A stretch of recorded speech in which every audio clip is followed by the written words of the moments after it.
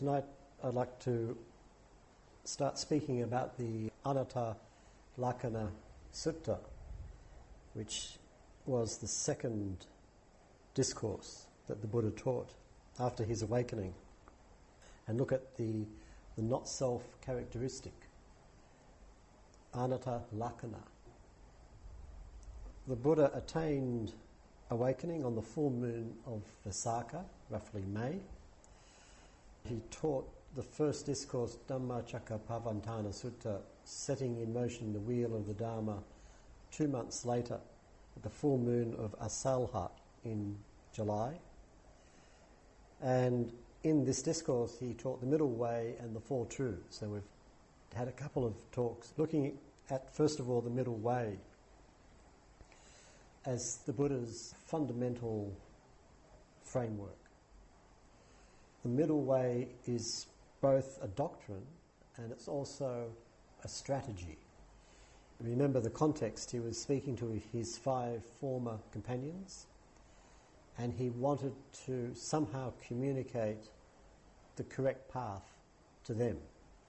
They were committed practitioners, very dedicated, even fanatical, but the Buddha knew that they were on the wrong path because that was the path that he was on, and he saw that he was a dead end, and he wanted to pull them from that one to a path that would lead to awakening. And he used the middle way as his strategy to prise open their delusion, their fixed view.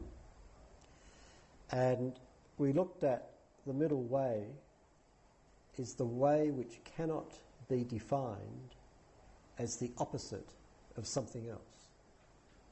We live in a world of opposites. This is opposite to that. This is good, that's bad. This is me, that's you. And we find our identity and our security in the mind landing on one of these opposites and defining itself. This is who I am. I know who I am because I am not that. So this is the way that we normally create a sense of who we are. The middle way is the position of no fixed position. The middle way is a dynamic balance between the opposites, or it's found in that balance. We looked at it in terms of the practice by looking at the problem of effort, which is a real problem for meditators. Finding right effort is difficult. Sometimes we might put in a lot of effort, really pushing ourselves to get to a particular meditation object and hold it. But that might end up in strain, tension. Or we might go to the opposite and just relax. But that might end up in drifting, vagueness. Right effort is found in a dynamic balance between these two opposites. And it cannot be pinned down. Sometimes it is appropriate to go in and focus. Sometimes it's appropriate to pull back and go wide. In one discourse on Satipatthana, the Buddha talks about samadhi with direction and samadhi without direction. Sometimes there's a direction. Zero in on this. Sometimes there's no direction. It's completely open. It's not that there's one right way, which is the opposite of the wrong way. It's a question of what is appropriate now in this particular set of circumstances. This is very frustrating for those of us who want a clear method, who want to be told what to do. No matter what it is, we just want to be told what to do and keep it simple. But we find that the meditation practice is alive and it cannot be pinned down to one simple set of instructions. We start with a simple set of instructions. That gets us going. But then it starts to open up. And we find we cannot pin it down to one simple method or one simple technique. And so you find, if you talk to fellow meditators about their practice, you might find different people are doing very different things. Sometimes because that's what's appropriate for this particular person at this particular time. This is the middle way. It's characterized by dynamism and by not getting stuck anywhere. And actually this middle way already includes anatta, not self. But it's not made explicit. It's not specifically mentioned. But then the Buddha taught the Four Truths, and at the end of the discourse, Anya Kondanya understood and got a glimpse of the unconstructed, of Nibbana. Whatever is of the nature to arise, all that is of the nature to cease. And so again you get this sense of dynamism, movement, change. This first discourse, as we said, is significant because the Dharma wheel turns when somebody else understands it. Now it's not just the Buddha, but the beginnings of a whole community. At the end of the first discourse, the Buddha begins the first Buddhist meditation retreat. The Buddha himself is the teacher. There are 5 students, the 5 companions. These are Kondanya, Vappa, Badya, Mahanama and Asaji. And the retreat lasts 5 days. One by one, the other 4 companions attain the first stage of awakening. Kondanya was the quickest. He got there just listening to the first discourse. The slowest and the dullest were Mahanama and Asaji. They took 5 full days to attain to the first stage of awakening. Incredible. Hopeless. I'm sure we can all do better. At the end of this period, all the 5 students have attained the first stage of awakening. So this means they've all directly encountered the unconstructed, Nibbana itself. Then the Buddha teaches another discourse. And this one is Anatta Lakkhana Sutta, the teaching on the not-self characteristic. Now you notice he does not mention this teaching explicitly until all of his audience have attained the first stage of awakening. All of them have a direct encounter and understanding of Nibbana, and all of them are therefore mature practitioners.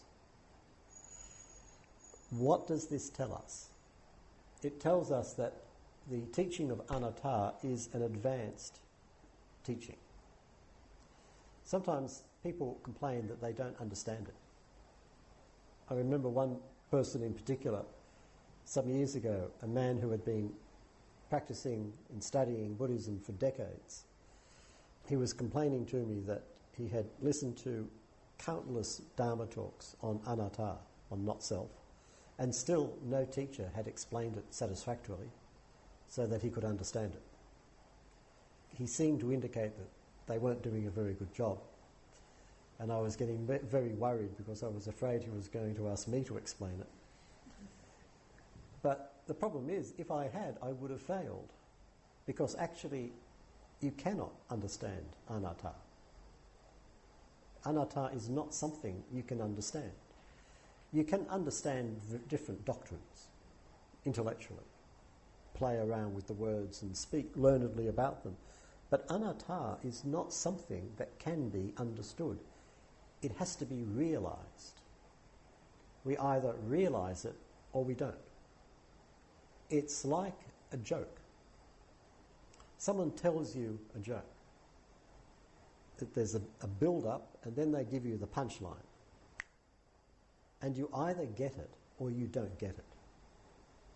If someone has to explain a joke, it's not funny. And fundamentally, it cannot be explained. You might get the logical connections and why they said the last line having said the others, But it's not, you cannot explain it. You either get it or you don't get it. It's really that simple. And anatta is the same. We either get it or we don't get it. It's not a question of understanding it.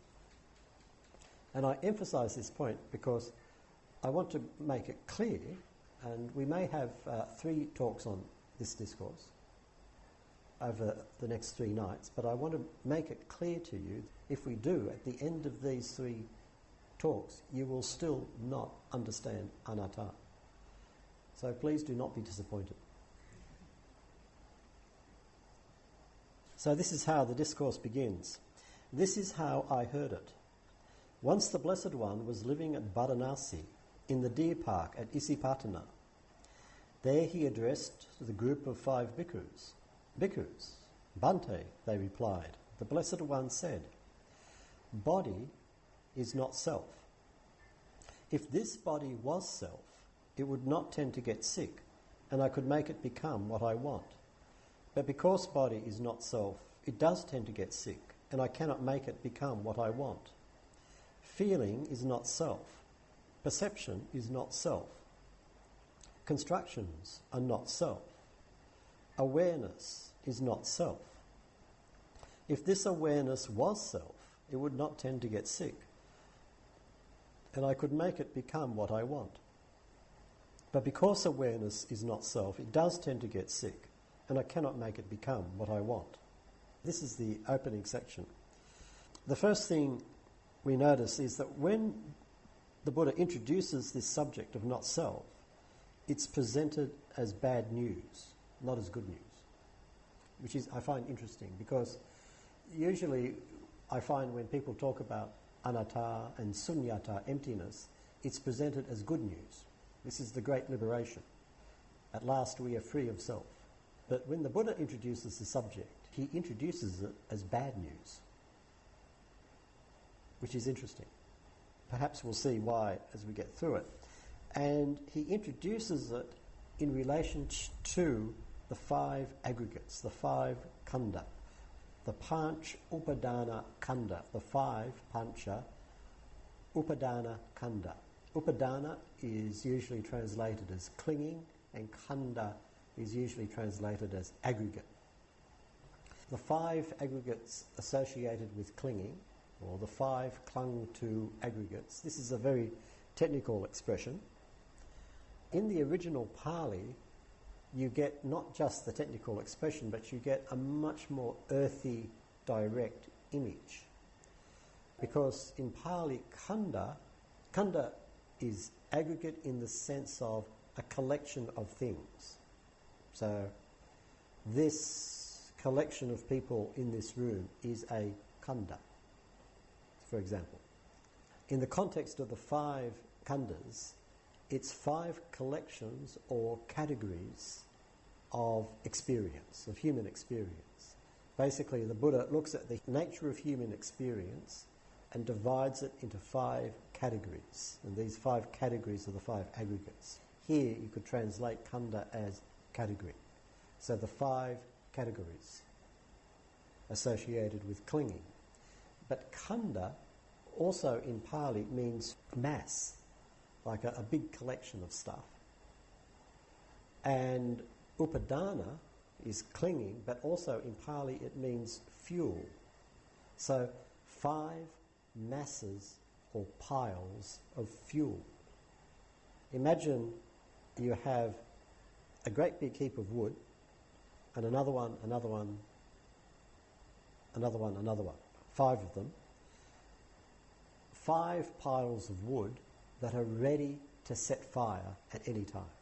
All you've got to do is toss a match in, boom, you have a bonfire, huge fire. And this is the image that the Buddha is presenting, and this is the human condition. We are like, to use a modern analogy, we are like a bomb ready to go off. We're like a fire ready to start blazing. All someone has to do is toss a match of a sight, a sound, a smell, a taste, a touch, a thought, and whammo, up goes the fire. It might be anger, it might be desire, it might be obsession, it might be fear, it might be anxiety. But it's like we're just ready to go off as soon as someone tosses the match. This is the image that the Buddha is presenting as the human condition. Get this image of 5 bombs ready to go off, 5 fires ready to burst into flame at a moment's notice. But underneath that you get this technical idea of the nature of human experience divided into 5 categories. And the categories are body, feeling, perception, constructions, and awareness. Rupa, Vedana, Sanya, Sankhara, and Vijnana. Now the first 2, of course, are the same as the first 2 Satipatthanas. Body, as we've seen, all physical experience. Feeling, Vedana, the hedonic or affective aspect of all experience. In other words, that which moves us, that which provokes a response in some way. And we were talking about how if we're looking for Vedana, for feeling, we find it in our responses. If I'm responding to an experience, there's the Vedana. That's where I'll find the feeling. And I'm always responding. Then we get perception, sanya. Perception is the recognition or interpretation of any given experience. In other words, what we are convinced is going on. So right now, I am sitting here and I am convinced that I am sitting in the multi-purpose hall of SBS. I'm absolutely convinced of it. You are not going to persuade me that I'm wrong. Now, I don't think this, I'm just know it. Because this is my perception. I recognise this particular visual and sound field as this is SBS, the multi-purpose hall. In fact, this is the multi-purpose hall at dusk. So this is perception, it's recognition. I go home, I don't have to think about what this place is. I know this is where I live. I look in the mirror in the morning and I don't have to wonder, who is that looking at me? I know. It's me. So this is perception. It's our normal, familiar, ordinary, everyday world. Then we get constructions, sankhara. Here, in this context, this means all the choices or decisions that we make, from the major ones, how I will live my life, to the minor ones, like when I just reached up and rubbed the back of my neck, to even more subtle. Why do we think? Because we choose to think. If you start to study the mind and see how thought arises, sometimes it's quite clear that a thought will arise purely at random. But when there's any kind of thinking about, why do we think about something? Because we're making a whole series of choices to think. Sometimes we don't recognise this. We think that the thinking is happening to us. We might say, I don't want to think. I'm fed up with thinking about this. I just want to drop this and concentrate on my meditation object and find peace. But actually the reason why that thought is continuing is precisely because we're choosing to keep it going. The choice, the decision, is so habitual and so buried, we just don't see it. Sometimes we get a glimpse of it. So, for example, you might be meditating and then suddenly you fall into some habitual thought. It might be quite painful. And you lose your meditation, you forget the meditation object, caught up in this thought. And then suddenly you remember, oh, I'm thinking, and you realise I really should drop this and head back to my meditation object. But then you decide, I'll just finish this off first, and then I'll go back. It won't take long, I'll just finish it off.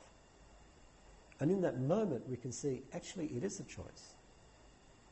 Because I had the opportunity to drop it. But no, I kept it going. This is constructions, and they're called constructions because they're the major way in which we construct our own lives. For the Buddha, the constructions are very important because in any given situation, say here we are right now, we're all sitting in this hall.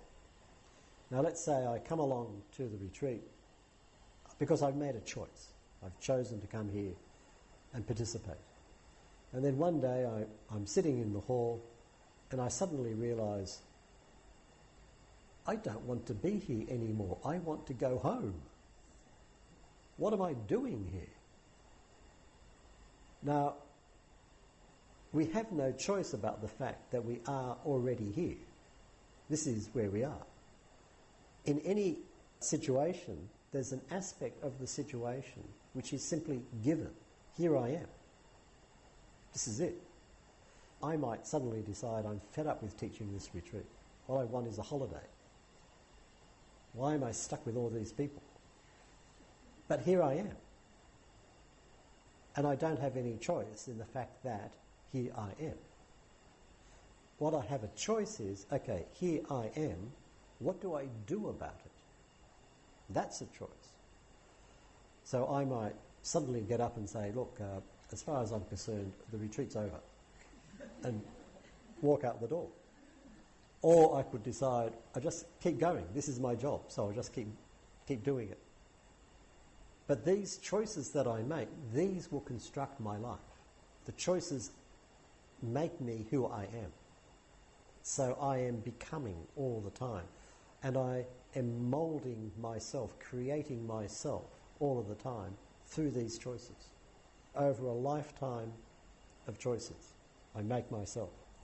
I still remember the day many years ago, in the mid-1970s, I had completed a BA degree at the University of Sydney.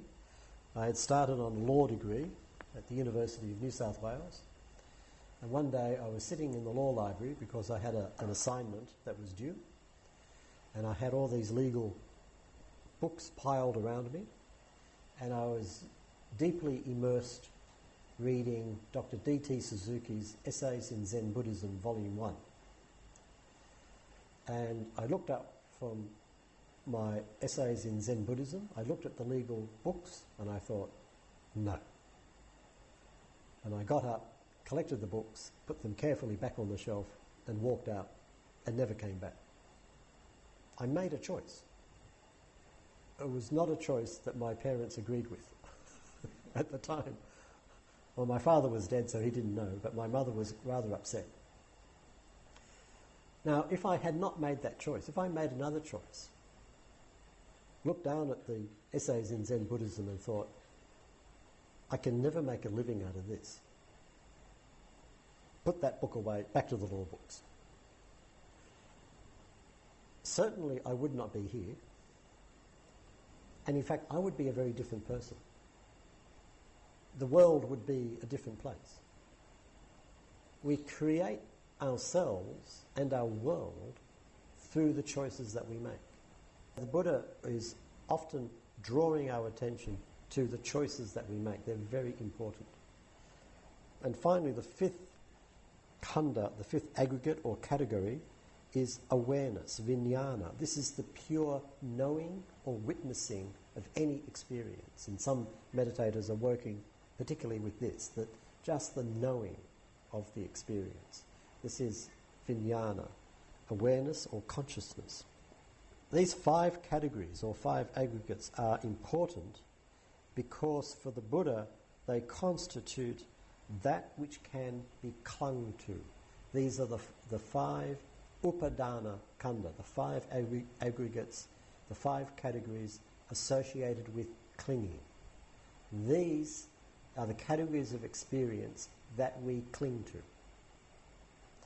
In other words, these are the aspects of our experience that we find deeply, deeply attractive. So attractive, we cannot let them go.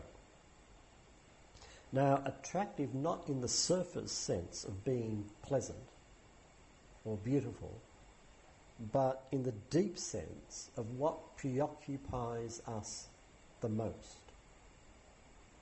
Take body. I find this body deeply attractive. Not because I think it's all that wonderful. I don't think I would win a beauty contest.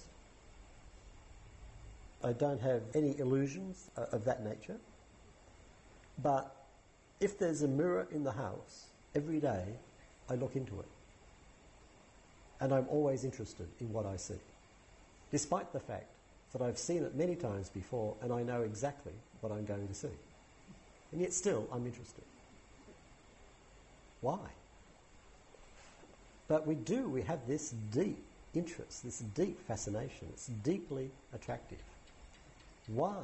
Is because the body, this form, is one of the things which creates our sense of identity. I look into a mirror and what do I see? I see me. And that's what makes it interesting. I identify with the body and I construct a sense of self, a sense of identity out of that. Similarly with feeling, I construct a sense of identity out of my feelings, that which I find pleasant or painful. I don't like this. I like that. I do this because I like it. I don't do that. This is all based on Vedana, on my responses. I identify with my responses. And I also tend to associate with people who share that identification. If I like a particular kind of activity, I will tend to make friends with people who also like that activity, who share my like, or who share my dislike. We identify with our likes and our dislikes. Perception, how we recognise and experience, what we recognise things to be, this we also identify with that. I identify myself as the one at SBS. I am the one sitting here in the middle of this retreat. Constructions, the choices that we make, again we identify with these. Who is it who decides to get up from the table and take extra lunch? It's me. Who is it who decides to come and meditate? It's me. When the meditation is painful, who decides it's time to stop and gets up? I do. So I identify with my choices. And finally, awareness, vijnana. Who is it who knows all this? When the meditation is very deep, any crude sense of self has dropped away. Sometimes people say, I had an experience of anatta. I had an experience of not self. It was like this, blah, blah, blah. Who is it who knows I've just had an experience of anatta? It's the one who was aware of that. We identify with awareness. These are the 5 categories of experience that we hold on to construct a sense of identity in a world that we recognise and see as this is my world. So when the Buddha talks about not self, he talks about it in terms of these 5 categories, and he says you cannot find a self in any of these categories. Let's take the first one. Body is not self. If this body was self, it would not tend to get sick and I could make it become what I want. But because body is not self, it does tend to get sick and I cannot make it become what I want. You notice that what he's getting at is for there to be something which is, I can reasonably say, this is myself, it has to be something which is stable and which is under my control. What do we need to have a sense of identity? For me to believe I am Patrick, what do I need? Well, first of all, I need something which does not change. I can say, I'm getting older. These days when I look into the mirror, it's hard to find a hair that is not white. I'm still shocked if I'm on a bus and some adult gets up and offers me a seat. What's wrong with you? Is there somebody else? Oh, me? Well, that's right, I'm old now. I have this sense of stability. This me, sitting here, is the same me who came here 10 days ago. It's the same me who was here last year. I have been coming to SBS over, 5 years or more? The person who came here 5 years or more ago for the first time, this is the same person. So I have to have that sense of stability in order to have a sense of self. And there has to be something under the control of this stable something. I must have some things under my control. For example, I know that I'm me because I get to choose what I do. The choices we talked about. I can get up now if I want, or I can sit down now if I want. I have control. I also have possessions. And possessions are more than just things. Let's take this recorder. This recorder is different from every other recorder on the planet. Now, if you look at it or take a photograph, you'd say, no, that's an Eddie Roll R09 portable voice recorder. There's hundreds, if not thousands of them on the planet. But as far as I'm concerned, this one is unique. And what makes it unique is that it's mine. It's my recorder. And if it's my recorder, it's under my control. That recorder goes with me back to Australia. I am in charge of that recorder. And this relationship makes this recorder unique among all the other recorders of its class. To have a self, I have to have a sense of stability and of control.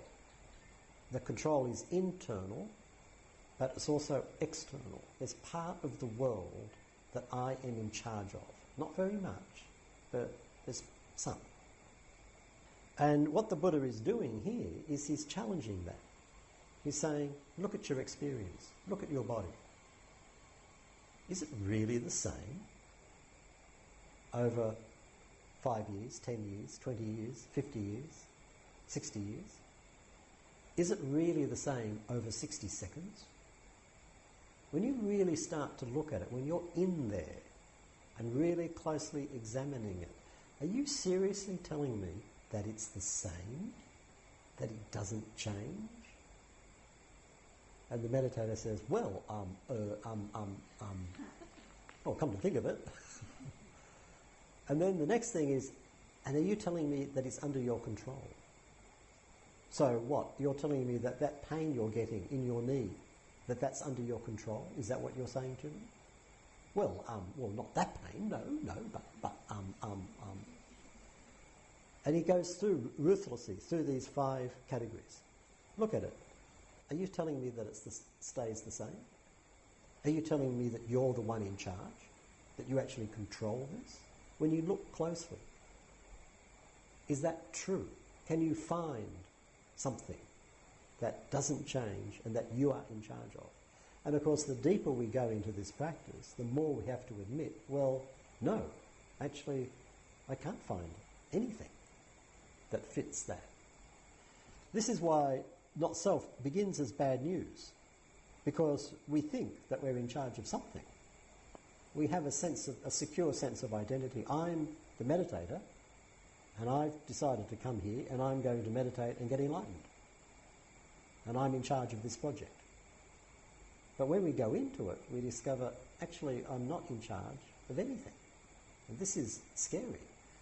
In this retreat, some people have been quite alarmed when they look into their minds and they say something like, it's a bit of a worry because I was looking at my mind and it was just an endless flow of out-of-control defilements all of the time. That's not normal, is it? I mean, this must be an unusual experience. No, actually that's normal. That's what the mind is like. All of the time. We just don't notice it. We're so used to it. Not self appears first, actually, often as dukkha. This terrible realization that I'm not in charge. I thought I was. I took up meditation practice to be even more in charge, but it turns out that what little control I thought I had has been taken away. The Buddha continues with this line of argument. He says, what do you think, bhikkhus? Is body permanent or impermanent? Impermanent, Bhante. And that which is impermanent, is it satisfying or unsatisfying? Or you could also translate this as, is it pleasant? Is it painful or pleasant? Unsatisfying, Bhante. Painful, Bhante. And that which is unsatisfying and subject to change, is it appropriate to regard it in terms of, this is mine, I am this is myself? Certainly not, Bhante. So you see, the Buddha is examining his students about their experience. He's saying, look at your experience. First question, is it permanent or impermanent? Impermanent, Bhante. Here the term is it nitya or anicca?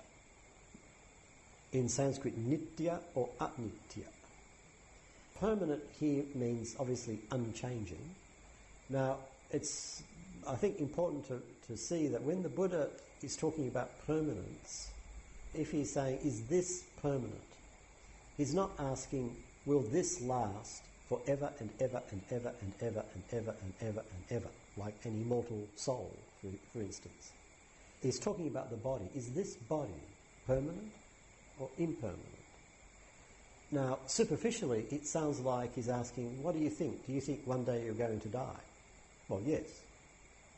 But he's going deeper than that. For the Buddha, permanent means unchanging over time, regardless of the unit of time. In a human lifetime, does the body change? Yes. In the course of 1 year, is it permanent? Does it not change in a year? No, it changes in a year. So it's not permanent. What about over 1 day? No, it changes. So it's impermanent. What about over an hour? No, it changes. What about over a minute? No, it changes. What about a second? No, it changes. Permanence here means unchanging over time, regardless of the unit of time, any unit of time. And again, this is a challenge. He's not making a dogmatic statement. He's just saying, examine your experience. What do you think? What do you see? And he says, that which is impermanent, is it unsatisfying or satisfying? Is it painful or pleasant? And the bhikkhus say, unsatisfying, Bhante, painful, Bhante. When I first read this, which is many years ago, the Buddha lost me completely at this point. I didn't know what he was talking about, but at this point I thought, this is ridiculous. This is silly. What is wrong with change? I mean, if things did not change, they would get very boring very quickly. So what is his problem? Why does he not like change? Well, what he's getting at, you don't find it in the English permanent, impermanent, but you find it in the Pali, nitya, anicca. Nitya in Pali, ordinary everyday Pali, means permanent, but it also means reliable. We have the same sense. If we say that the monastery here is secure because it has a permanent food supply for the monks. If we say it's a permanent food supply, we're saying it's a reliable food supply. The monks don't have to worry about where their next meal is coming from. They can be secure. that they will be fed. Permanent in Pali also implies reliable. Something which is impermanent is unreliable. I cannot rely on this because sooner or later it will disappoint me. The monks, being good Buddhists, know that sooner or later they're going to get down to the bottom of the hill and there'll be no one there. No breakfast today. This is impermanence. If something is impermanent, I cannot rely upon it. Sooner or later it will disappoint me. If my happiness depends upon it, I am in trouble. Maybe not today, but one day. This is why that which is impermanent and subject to change is unsatisfying, painful. Dukkha, this is the second of the three characteristics. The first universal characteristic, impermanence. The second is dukkha. And the Buddha says, and that which is unsatisfying and subject to change, is it appropriate to regard it in terms of, this is mine, I am this is myself? And the monks reply, certainly not, Bhante. Here the Buddha gets to the whole idea of the self. It's again important to realise when the Buddha is talking about self and not self, what he is actually talking about. People often think that he's talking about a something which either exists or doesn't exist. So we either have an immortal soul or we don't, for example. But he's not talking about that at all. What he's talking about is a relationship to experience. And it's a threefold relationship which he conveys in the words, this is mine, I am this is myself. The three relationships are craving, conceit, and view. Now, first of all, notice that each of these relationships concern this. This is mine. I am this. This is myself. It's very specific. The Buddha's not making a general metaphysical statement about the self with a capital S. He's talking about ordinary, mundane experience. This is mine. I am this. This is myself. He's talking about three relationships, and he's talking about them in very specific, concrete terms. So let's look at these three relationships. The self for the Buddha is not a something, and it's not a someone. It's a project of making something mine, identifying with something, and seeing it as a self. And this project is based on three movements: craving, conceit, and view. So craving, the first one, this is mine. This represents tanha, craving, that we talked about before. So we have this sense of something missing, and we're driven to reach out into the world and grab something to fill that gap. And this is the drive, the urge to possess. I must possess. I must own something. Obviously we see this in consumerism. I must have more money. I must have a better job. I must have a latest model car and computer. But it's much more subtle than that.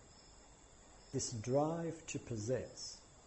Now, at SPS, we're all meditators, and of course we are not materialists, are we? We don't particularly care about material matters. Our friends might get caught up in going on nice holidays and so on, but we don't, because we're good meditators. But let's go deeper here. If we ask ourselves, what is this retreat for? If you ask yourself, what is this retreat for? What is this Dharma talk for? What's it about? Isn't it about me? isn't it about me and my practice and my enlightenment and my life? Isn't that what it's all about? Isn't that what gives this retreat meaning and significance? Isn't it important because it's about me, because it's mine? This drive to possess goes very deep. Sometimes when people have finished a retreat, they're leaving and they're very happy. They think that I've done a good job. And they might say, I got a lot out of this retreat. This is mine. And I'm walking away with more possessions than I had when I came, which means that it's good. I got all these insights from this retreat, and they're mine. So this drive to possess goes very, very, very, very deep. This view is mine. This thought is mine. This is craving, the urge to possess, and from this we construct a self. If there's a possession, there's the owner. Let's say you have a very nice something. Let's say someone visits your house and a polite guest, and they're sitting in the main room and they look around and say, oh, you have such a beautiful house. And you say, thank you. And someone might stop and think, why are you saying thank you when they're saying the house is beautiful? Do you think you are your house? It's a compliment directed at the house, not at you. So why should you say thank you? Maybe you should say thank you to the architect. But we identify with our possessions. To compliment someone's possession is to compliment them. This is mine. I am this. So possession segues into identification. I become my possession. I am what I own. This is conceit. Conceit is the English translation of the Pali word mana. It's a very bad translation because there's no exact English equivalent to mana. Mana essentially means measurement or measuring. Mana comes from the root ma, to measure. Let's say I decide to measure this table. Get out the measuring tape and I measure the breadth of this table. And I establish it so many centimetres. What have I done in the act of measuring it? I've separated the table from everything else.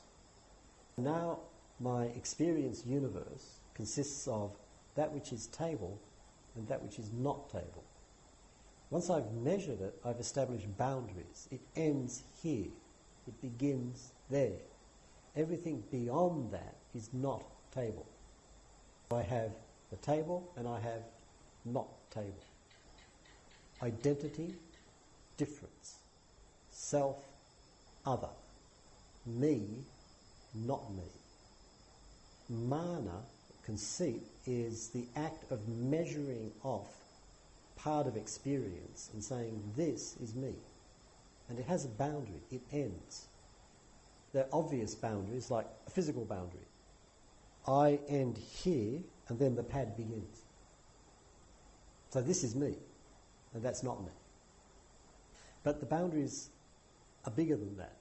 You notice how you get uncomfortable if someone gets too close, especially if they're a stranger. We have a sense of personal space. You're crowding into my space. You're threatening me. You're stepping somehow into me if you get too close and you're not the right person. Or we talked about the possession. My sense of my boundaries extends to what I own. People whose houses are robbed, often they say what's even worse than the loss of the actual possessions is the sense of personal violation, that someone who should not be there has been in here. And this sense of the person, the self, has been violated by this action. Mana is this sense of a boundary between self and other. I'm here and there's the rest of the world. I am this, not that. And finally, view. This is myself. This is ditti, or view. Out of these three movements, view is the most obvious. It's the most surface. View represents who we think we are and who we think others are. So I have a view of myself. So I am the teacher. That's why at the mealtime I come to the steps and I just walk down. Everybody get out of the way. The teacher is coming. It's a classic identity problem, because the first day I was just standing in line. And I thought, I'll just stand in line. But then someone saw me and said, oh, the teacher, Mr. Patrick, move. Oh, okay. So I move 1 or 2 steps. I'm standing there. But then the person goes, the person in front, oh. They step aside. So I move a bit further. And then this wave of agitation. And I thought, I may as well just walk down. Either way, it's going to be socially difficult. I'll have to choose one. Sometimes I think I should go around the other side and come round. I thought, no, I'll just go down the stairs. This is view. I am the teacher, which makes me, in this community, somehow different, special. But it's not just me who thinks that. It's everybody else who's conspiring in the same view. Everyone looks at me as if I'm the teacher. When I go home to my wife, I'm not the teacher. I'm a very naughty boy, because I haven't done this and I haven't done that. Suddenly I'm someone else. I have a different identity. This is myself. And it's partly social, what other people think I am. If people relate to me as someone, I'll become that someone. And partly it's who I think I am. You know, I think I'm the teacher. I think I'm a good teacher. I'm okay. Meditators are doing well. So I feel good about that. Or I might feel, no, I'm a terrible teacher. Meditators are doing really badly. So this is view, and we find a lot of it in the thoughts that are going through the mind. When we think, who are we thinking about?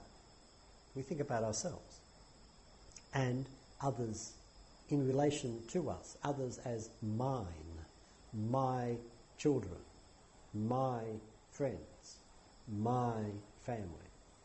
And the thoughts create ourselves. The classic example in meditation retreat is I have a good sitting, the mind is very clear, peaceful, and at the end of it I think, I can do this. This is no problem. I'm a good meditator. In fact, I'm a very good meditator. In fact, I'm probably better than all of these other hopeless people. I see them talking all the time and wandering about and not being mindful. Whereas I think I'm pretty good. I'm a very good meditator. So I congratulate myself and go off and have a nice cup of tea and come back confident for the next sitting. I sit down, terrible, hopeless, can't focus, and I think, I'm a terrible meditator. I'm probably the worst meditator in this room. So I create a self, and then I create another one, and then another one, and another one, and another one, and another one. And this is view, and my view of myself. The self for the Buddha is not a something, and it's not even a someone. It's a project.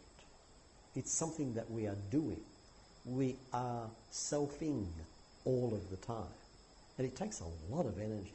We've put a lot of work into this, which is one of the reasons why when we actually drop the self, it's generally such a huge relief. Oh, I don't have to do all that work. The self is something that we do. We create a sense of a self and hang on to it. It's very important to us. What the Buddha is suggesting here is that actually it doesn't exist. What exists are the thoughts, the feelings, the body sensations, the seeing, the hearing, the words, the choices, the actions. All of these are real. But the self is not. The self is an idea that we have about ourselves. It's a concept. It's actually a useful concept, which is why that we created in the first place. One academic of Buddhism put it very nicely. He said, it's like the average taxpayer. If you're working in the tax department, in the government, and you have to need to decide how much income is the government going to get next year in order to plan how much can be spent and so on. You have to use concepts like the average taxpayer. The average taxpayer will return so many ringgit over the next financial year, and from that we can plan how much money we've got to spend. Now, of course, the average taxpayer does not exist. There's no such person who is the average taxpayer. But the concept, the average taxpayer, is very useful, and you can make real plans and do good things on the basis of this concept. So the self is like that. It's real only as a concept, but it is a useful concept. I can live my life with this concept of myself, and I can do good things with my life with this concept of myself. But it's only a concept. The problem is when I lose that sense and I take it to be absolutely real. That's when we start to get problems. I get stuck on a particular view of myself, and if someone threatens that view, I get very distressed. I might get angry, I might get sad. I can't function properly because this view of who I am is being challenged. Or I have a view of myself which I don't like. I have to admit I really don't like me at all. Or other people don't like me, or whatever. So we get attached to this project, this concept that we have, and it's in the attachment that the problem lies. And the Buddha is cutting away this by he's saying, look at it, look at your actual experience. Where can you find the felt reality of this self, of who you think you are? And of course, the more we look for it, the more we cannot find it. So, if the self isn't there, then what is there? We won't answer that question. We'll just leave it for you to find out by tomorrow night.